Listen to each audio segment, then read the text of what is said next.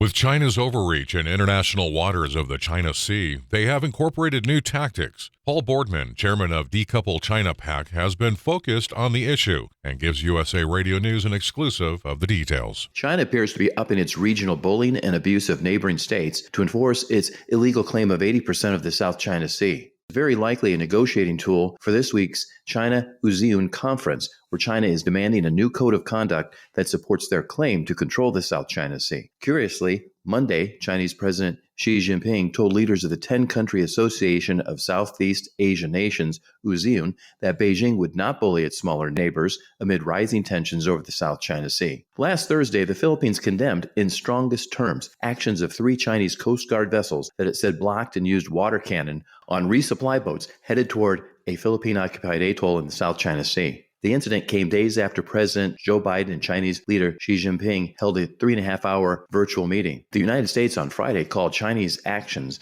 in using water cannon against Philippine resupply boats in the South China Sea dangerous, provocative, and unjustified, and warned that an armed attack on Philippine vessels would invoke U.S. mutual defense commitments. The Philippines defense chief said on Sunday a military resupply mission for the country's troops stationed on an atoll in the South China Sea will resume this week after it was aborted last week when it was blocked by the Chinese Coast Guard. Thank you, Paul. For USA coverage of China and the actions in the disputed South China Sea, Paul Boardman, chairman of Decouple China PAC, gives us his report. This did not stop nations from banding together the summer of 2021 to enforce the UN and Hague ruling. This included military joint exercises by the Quad, U.S., Australia, India, and Japan, traversing the South China Sea freely. The Quad flotilla included HMS carrier Queen Elizabeth. In addition, in August, military vessels from Singapore, Vietnam, Indonesia, and India moved freely through the South China Sea. Both the Trump and Biden administrations have been adamant in enforcing the UN and 2016 Hague ruling.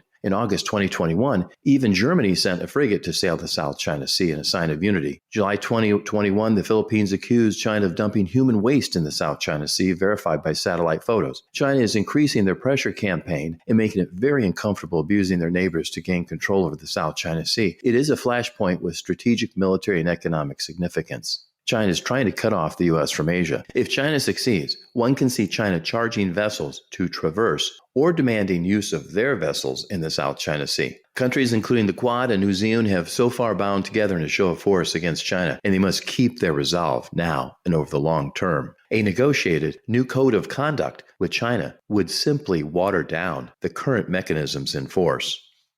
Thank you, Paul, and thank you for listening. We appreciate it. We are USA Radio News. I'm Lance Bry.